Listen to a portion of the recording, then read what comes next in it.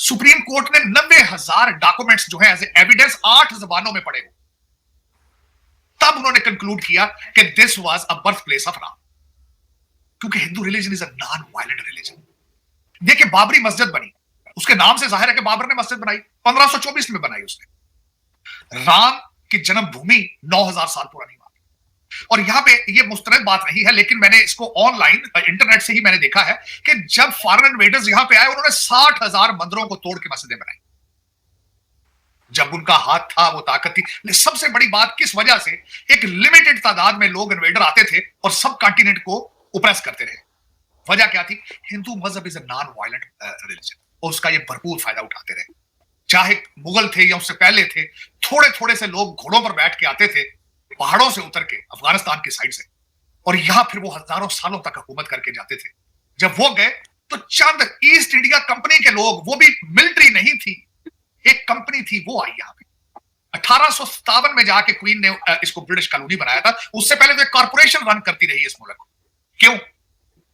क्योंकि Hindu religion is a non violent religion. और आज एज ए हैसियत सिटीजन ऑफ अ सब कॉन्टिनेंट, आज अगर ये टाइम आ चुका है कि इतने अरसे के बाद सब कॉन्टिनेंट राइज कर रहा है पूरी दुनिया पे, तो मेरा ख्याल है मुझे उसमें उनकी खुशियों में शरीक होना चाहिए। एक तो ये है। अब दूसरा, ऐसे मैं एज अ लॉ स्टूडेंट इसका एंगल बताना चाहूंगा। यहां पे मैं ये भी बल्कि मेंशन करना जरूरी है, लोग इसको ज्यादातर कवर नहीं कर रहे, इस चीज को बिल्कुल नहीं बता रहे हैं। वो 1859 तक दोनों मजहब वहां पे इकट्ठे इबादत करते रहे। इसको ब्रिटिश लोगों ने सेपरेट किया था, और इस वक्त कई लोग ये समझते हैं कि ब्रिटिश पॉलिसी जो ये थी कि डिवाइड एंड रूल किया जाए, तो उन्होंने हिंदुओं और मुसलमानों में ज्यादा डिवीजन को उन्होंने इंक्रीज किया। ये भी एक थ्योरी है इसमें। और फिर उसके बाद इससे अगली स्टेज पे चलें तो हाई कोर्ट ऑफ इलाहाबाद से ये चीज शुरू हुई। उसके बाद ये सुप्रीम कोर्ट में गई। सुप्रीम कोर्ट ने 90,000 डॉक्यूमेंट्स जो है एज एविडेंस 8 जबानों में पढ़े, तब उन्होंने कंक्लूड किया कि this was a birth place of Ram. ठीक है। उसके बाद फिर उन्होंने वहां से 25 किलोमीटर दूर एक फासले के ऊपर एक जगह दी है जहां पे उन्होंने कहा कि आप अपनी मस्जिद बना रहे हैं, और वहां पे बना रहे हैं मस्जिद। बल्कि यहां पे आपको इंकशाफ ये करूंगा कि लोग नफरतों में आते हैं तो बहुत ज्यादा आगे चले जाते हैं। मैं समझता हूं कि बहुत गलत बात है। This is 21st century. इस सेंचुरी के अंदर नफरतों की, अग्रेशन की, दहशतगर्दी की गुंजाइश मौजूद नहीं है। जब मैं पढ़ रहा था इसके बारे में, उस मस्जिद को बनाने वाली कमेटी के जो हेड है शेख साहब, इस बीजेपी के मेंबर है। तो ये जो लोग ज्यादातर समझते हैं कि शायद BJP is anti Muslim, anti Islam और सब कुछ, ये भी एक प्रोपेगेंडा है मेरे ख्याल में। वहां पे इंटरनेशनल एयरपोर्ट बन रहा है। आज के मैं आज सुबह आपके सेगमेंट से पहले ये सुन रहा था कि वहां पे 1-1 लाख रुपया पर नाइट होटल चार्ज कर रहे हैं अयोध्या के, और वहां पे एक vast majority of Muslims they are living there as well. अब मैं उसमें जो एज ए पॉलिटिकल साइंटिस्ट इस लेंस से बात करना चाहूंगा। कल 2 बड़े लिबरल मीडिया आउटलेट्स को मैंने पढ़ने की कोशिश की, अफसोस हुआ मुझे, बीबीसी पे और सीएनएन। दोनों ने ये पिक्चर ड्रा करने की कोशिश की है कि मुसलमानों को बहुत बुरे तरीके से उस एरिया के अंदर ओप्रेस किया जा रहा है, डिप्रेस किया जा रहा है, वो अपने घरों में छुप कर बैठे हैं, डर रहे हैं। मेरे ख्याल में ऐसी बात नहीं थी। मैंने इसको परसू करने की कोशिश की, अपने हिंदू दोस्तों से पूछा, अपने सिख दोस्तों से पूछा, अपने भारतीय मुसलमान दोस्तों से पूछा, तो ऐसी कोई बात नहीं। लेकिन लिबरल मीडिया है, अल्टीमेटली उन्हें तो बताना होता है कि वहां पे जुल्म और सितम की दास्तानें लिखी जा रही है। अब मैं तीसरा एंगल ये बताना चाहूंगा चीमा साहब, इस मंदिर को बनने में, इस मस्जिद के इशू के ऊपर 2000 से ज्यादा लोग अपनी जानें जाया कर चुके हैं। जो वो ट्रेन जलाई गई थी, ट्रेन जलाने के बाद वहां पे जो सारा जिसका इल्जाम लगाया गया था कि बहुत बड़े रॉयट्स, ज्यादा रॉयट्स के अंदर, क्या that is what the solution we have to move forward with it. आगे हमने यहां से किस तरह बढ़ना है, हमने आगे किस तरह जाना है, मेरा ये क्वेश्चन है। मैंने कल खुद एक इवेंट यहां पे अटेंड किया था, और मेरा मैसेज ये था कि I came with the message of love and harmony to move forward. हम सदियों से यहां रह रहे हैं और सदियां यहां इकट्ठे रहेंगे। क्या हम इसी स्टेटस को में रहना चाहते हैं, नफरतों में? क्या यह सोल्यूशन है इस चीज का? क्या जंगे और दहशतगर्दी ही सोल्यूशन है इस चीज का? मेरे ख्याल में नहीं। 2000 माएं अपने बच्चे जाया कर चुकी हैं। हमने इस ट्रैक पर नहीं जाना। That is what my message is, और मैंने कल यही मैसेज दिया था कि my message is love and harmony. अब दूसरा, उसमें चीमा साहब मैं समझता हूं कि जिस तरीके से आपने खुद देखा होगा कि India is rising, no question about it. उनकी फॉरेन पॉलिसी आप देख लें, जयशंकर साहब का ईरान का दौरा, मास्को का दौरा, फिर उसके बाद डेवोस वो चले गए वहां से, और जिस तरीके से उनकी इकोनॉमी ग्रो कर रही है, आपने देखा होगा बोइंग ने, जिस तरह हमने पिछले सेगमेंट में कहा था, the biggest campus after USA they are building there in Bharat के अंदर। और उसके बाद उनका फ्रेंच प्रेसिडेंट का जाना उनके 26 जनवरी को वहां पे। और मैं समझता हूं कि India is rising, is no question about it. उसमें मेरे ख्याल में the way the Muslims and the way the Pakistan need to move forward with it to normalise the relationship and start the trade with that. मेरे ख्याल में जो मैं समझता हूं हमेशा कि अच्छी चीज अगर आप इजाद नहीं कर सकते तो उसको कॉपी करने की कोशिश करें, लर्न करना चाहिए मेरे ख्याल में। कि हमारे पाकिस्तान के अंदर हमारे जो मौलवी थे उन्होंने बैरून मुल्क से पैसा लिया और लोगों को इस्लाम और मजहब और मदरसे बनाए, और लेकिन हमारी लीडरशिप ने लोगों को कारोबार करने का गुर नहीं बताया, और पहले मजहब की बात की और रोजगार कहाँ से चलना है हमें नहीं पता, इसीलिए आज हम दर-बदर हैं।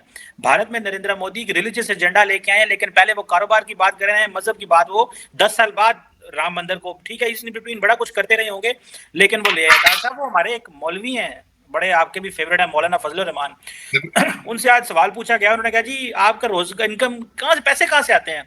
कहते हैं आपकी इनकम कारोबार क्या? कहता मेरा कोई कारोबार नहीं। तो कहता पैसे कहाँ से आता है? कहता अल्लाह की तरफ से इमदाद आती है। तारड़ साहब ये कैसा मुल्क चलता है कि इमरान खान है, कोई कारोबार नहीं, मौलाना फजलुर रहमान है मजहबी जमात का इस वक्त सबसे बड़ा लीडर है, कोई कारोबार नहीं, क्या इंस्पिरेशन देते हैं? आपने एक तारड़ साहब अक्सर बात करते हैं अमेरिका की, आप मिसाल देते हैं कि अमेरिका में जो लोग भी सियासत में आते हैं पहले वो कहीं कामयाब होते हैं और ये पब्लिक सर्विस है। वेल ठीक है, आपने पब्लिक सर्विस कर रहे हैं, ये साढ़े लोग सारे थे पैसे कमाना होते हैं, इसमें भी कमेंट करें, वो कह रहे हैं अल्लाह की तरफ से इमदाद आती है, वो काम करेंगे तो अल्लाह भी मदद करता है ना, इसमें थोड़ा सा बताएं। मैं ये बताना ये चाहूंगा कि उनका तो बहुत बड़ा कारोबार है मदरसों का। Religion is a huge business. Developing countries के अंदर तो रिलीजन इतना बिकता है कि जिसकी हद कोई नहीं। देखो ना, हर चौक में बाबे बैठे हैं, मुंडे दे रहे। ये तो कारोबार बहुत बड़ा। आपने देखा नहीं कि जब लैंड क्रूजर मौलवियों के पास कितने कितने बड़े हैं, ये बहुत बड़ा कारोबार है। आप देखिए इस वक्त पंजाब में रिजवी साहब का वोट बैंक कितना है, उन्होंने मुर्शद को तस्वीर पकड़वा दी उन्होंने। मजहब तो बहुत बड़ा। अगर नए पाकिस्तान से सीधे ही वो रियासत मदीना पर गए, ऑक्सफोर्ड ग्रेजुएट है, 3-3 4-4 बच्चे हैं बगैर शादी के, लेकिन कितना बड़ा यू टर्न फॉरेन एजेंसियों की रिपोर्टें थी। उन्होंने कहा कि इस वक्त रिजवी साहब बहुत पॉपुलर है, उन्होंने नया पाकिस्तान बिल्कुल ऐसे फेंका जिस तरह जान छुड़ाई उससे, साथ ही रियासत मदीना अमर बिन मारूफ पे चले गए। तो दर हकीकत, और शुरू कहां से हुआ है मैं दुख से कहूंगा आपसे, पाकिस्तान का मतलब क्या, ला इलाहा इल्लल्लाह, यहीं से शुरू हुआ था। आज भी जब जलसा करना होता है तो यही कहना पड़ता है, पाकिस्तान का मतलब क्या, ला इलाहा इल्लल्लाह। वाहिद कंट्री है जो मजहब के नाम पर बना है और करप्ट तरीन है। देखिए खूबसूरती इसकी। मैंने पिछले दिन अर्ज किया था कि इस चीज को ना इस्तेमाल किया करो, आप इस्लाम को बदनाम कर रहे हैं। आप कहते हो ना इस्लाम के नाम पर बना था, तो इस तरह चलते बोलो ये इस्लाम के नाम पर ये हो रहा है 76 साल से, ये होता है इस तरह। इन दोनों में से एक चीज बंद कर दो, या तो इसको ठीक करो इस्लाम के नाम पर बना है, या इस्लाम का नाम इस्तेमाल करना छोड़ दो, सिंपल एज इजी। तो जीना सब दर हकीकत बात ये है। और अब सबसे मैंने जिस तरह आपको अर्ज किया, IMF कह रहा है कि आपको $75 बिलियन चाहिए, ठीक है जी। मियां साहब के मुंह से बात नहीं निकल रही कि आगे पाकिस्तान चलाना किस तरह इकोनॉमिकल। पाकिस्तान की क्राइसिस इस वक्त सबसे बड़े इकोनॉमिकल है। कोई प्रोजेक्ट बता रहे हैं वो, कोई प्रोजेक्ट उनके पास है? इसहाक डार साहब के पास कौन सा प्लान है जिससे पाकिस्तान को ठीक करने की सलाहियत रखते हैं? एसेट्स बेचेंगे, कर्जे आपने ओवररोल कराएंगे, क्या करेंगे? IMF के तलबे चाटेंगे, अपने यहाँ पे आर्मी बेसिस देंगे अमेरिका को, होगा क्या? इनकी प्रॉपर्टियां सारी बनेंगी लंदन और टोरंटो में, और तो कुछ भी नहीं होना जो पिछले दौर में हो रहा था। पैसा तो पाकिस्तान, मैं हमेशा ये कहता हूं चीमा साहब, पैसा पाकिस्तान में लाना बड़ी बात नहीं है, बहुत अरसे से आ रहा है, उसको रोकना पाकिस्तान में सबसे बड़ा गुर है, और वो नहीं रोक रहा। आसिम मुनीर साहब को मैं कई दफा मैं कह चुका हूं कि पैसा इस तरह निकल रहा है जिस तरह हाथ से रेत निकल रही है, इस तरह अवारगी हो रही है, आप सोच नहीं सकते। टोरंटो आधा मोल ले लिया पाकिस्तानियों ने, दुबई तो सारा ही ले लिया ना, वो किस तरह ले रहे हो? फ्री तो नहीं दे रहे ना, वो कहां से गुर्दे बेच रहे हो 25 करोड़ लोगों के, और क्या कर रहे हो? चिमा साहब फिर ऐसे ये, लेकिन चिमा साहब अफसोस कि इस वक्त पाकिस्तान में मदरसा बहुत अच्छा कारोबार है। मैं बचपन में, मैं आखिरी बात ये करना चाहूंगा कि एक चौक में मेरे वालिद साहब वकील थे और 1958 के ग्रेजुएट थे। एक चौक में एक मौलवी साहब बैठे थे, उन्होंने तकरीबन 1000 ईंटें रखी थी, साथ 2-4 उन्होंने सीमेंट की बोरियां रखी थी, और चारपाई पर बैठ के लाउड स्पीकर पे लगा के अक्सर वो कहते थे इत्थे एक टलवाओगे जन्नत च 5 लगणगे। मैंने उनको मुसलसल 10 साल देखा कि वो उसी हुलिये में उस जगह एक इट भी उन्होंने सीमेंट में जोड़ी नहीं सी होती। मैंने अपने वालिद साहब से एक दफा पूछा, मैं क्या अब्बा जी ये इलीगल नहीं है इस बंदा जो कर रहा है यहाँ पे बैठा? उन्होंने कहा नहीं, इसको लीगल प्रोटेक्शन है।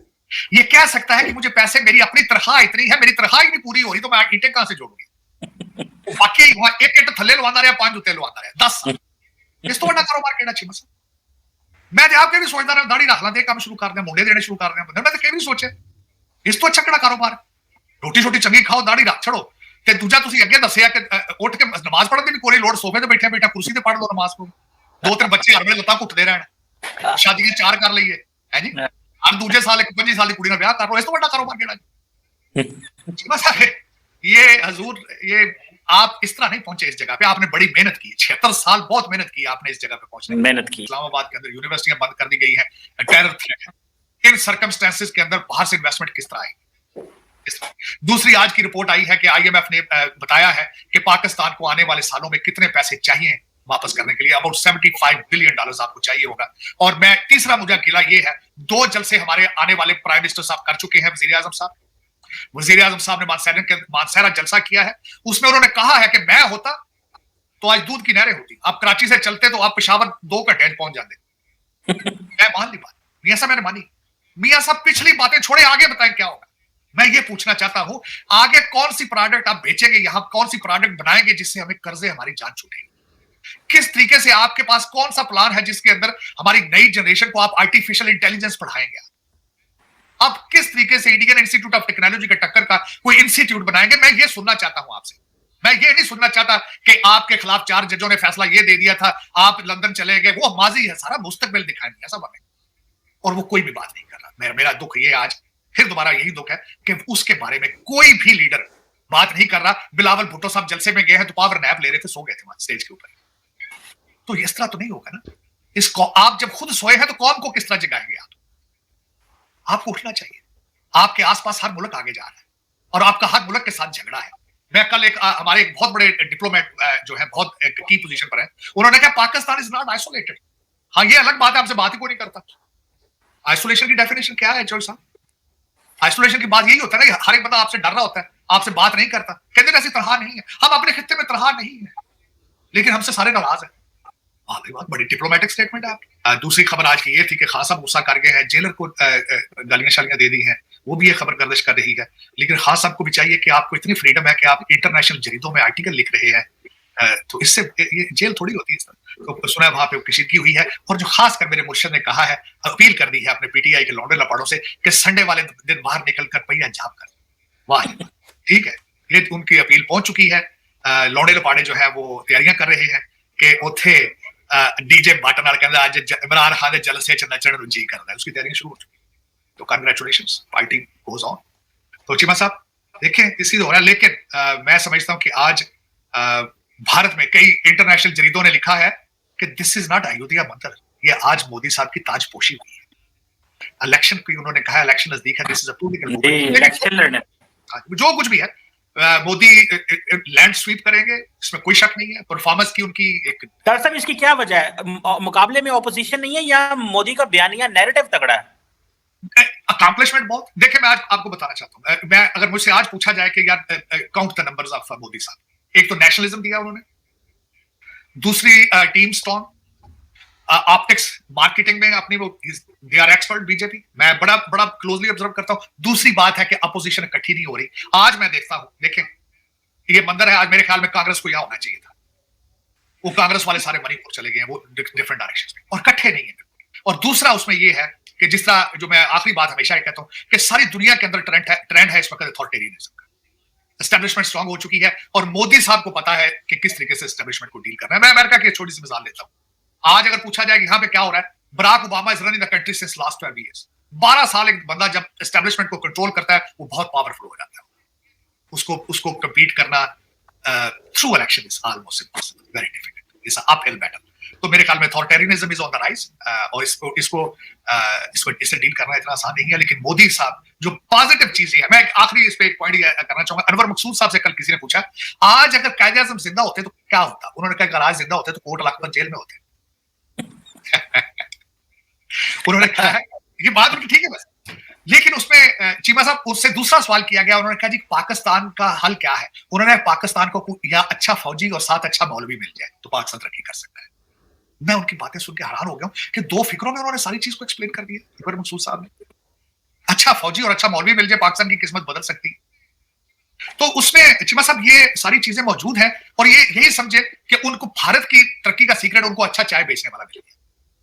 पाकिस्तान को अच्छा फौजी और अच्छा मौलवी अभी तक मिल नहीं रहा। मैं तो इसमें आसम मुनीर साहब को समझता हूं कि अच्छा फौजी है, और अगर if he is not able to deliver it, I think nobody will be able to deliver. दोस्तों जैसे कि आपने क्लिप में साझेदारों को सुना कि वो बता रहा है कि भाई हिंदुओं को 500 साल तक इंतज़ार करना पड़ा राम मंदिर के लिए, मतलब कि और पता नहीं 9,000 90,000 डॉक्यूमेंट्स दिए गए और उनको ट्रांसलेट कराया गया भाई साहब।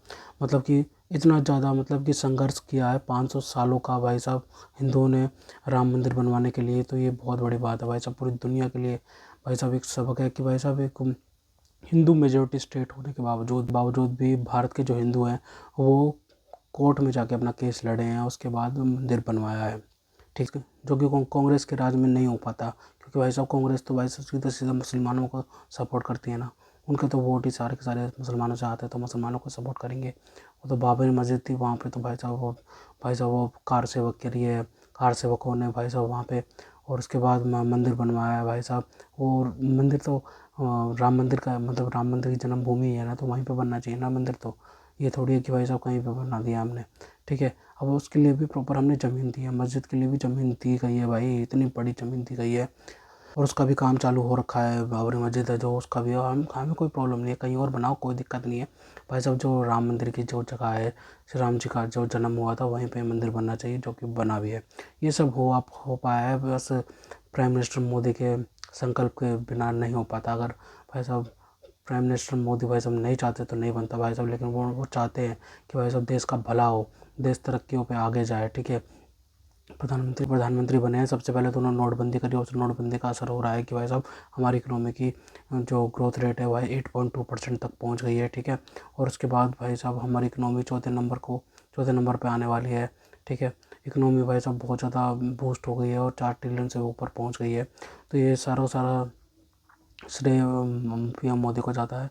और जो राम मंदिर बनवाया ना, वो तो भाई साहब बहुत अच्छा काम किया है, क्योंकि भाई साहब हिंदू इतने सालों से भाई साहब, इतने 500 सालों से भाई साहब मतलब कि भाई साहब संघर्ष कर रहे हैं कि भाई राम मंदिर बनवाया जाए। अब जाके भाई साहब बना है, तो भाई साहब बहुत अच्छी बात है भारत के लिए, ठीक है। और उसके बाद 370 हटाया गया भाई मोदी द्वारा, भाई साहब वो बहुत अच्छी बात थी कि 370 हटाया गया। और उसके बाद भाई कश्मीर में शांति है, और उसके बाद टूरिज़्म सेक्टर भी इनहेंस हो, जो भारत का जो कोई भी नागरिक है ना वहाँ पे जाके ज़मीन ले सकता है, और उसके बाद भाई मतलब कि रह सकता है, वहाँ की लड़की से शादी कर सकता है, और उसके बाद वहाँ पे ज़मीन खरीद सकता है। मतलब ये बहुत अच्छी बात है भारत के लिए कि अब बहुत ज़्यादा फल फूल रहा है। और उसके बाद भाई जब पीएम मोदी ने भाई साहब बहुत अच्छे अच्छे काम कर दिए भाई, ठीक है। और सबसे पहले तो मोदी ने सब पूरी दुनिया का दौरा लगाया कि भाई साहब कि पीएम मोदी ने भाई साहब पॉलिटिक्स है ना, जो जियो पॉलिटिक्स, उसमें भारत की जो क्या बोलते हैं विदेश नीति है ना, उसको बहुत ज़्यादा इन्हांस करा है भाई साहब। विदेश नीति से ये होता है कि हमें मतलब कि संकट के टाइम पे कौन सपोर्ट कर सकता है ज़्यादा से ज़्यादा, ठीक है। और उसके साथ में ट्रेड डील भी हो रही है बहुत ज़्यादा, ठीक है।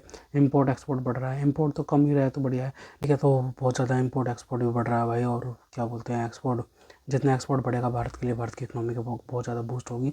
600 बिलियन डॉलर से भी ऊपर के फॉरेन रिजर्व्स भारत के पास हैं, ठीक है। 8.2% की लागत से मतलब कि दर से बढ़ रही है भारत की इकोनॉमी, तो भाई बहुत अच्छी बात है भारत के लिए।